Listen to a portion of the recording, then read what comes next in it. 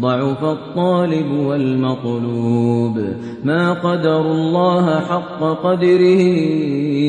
إن الله لقوي عزيز الله يصطفي من الملائكة رسلا ومن الناس إن الله سميع بصير يعلم ما بين أيديهم وما خلفهم وإلى الله ترجع الأمور يا أيها الذين آمنوا اركعوا واسجدوا واعبدوا ربكم وافعلوا الخير لعلكم تفلحون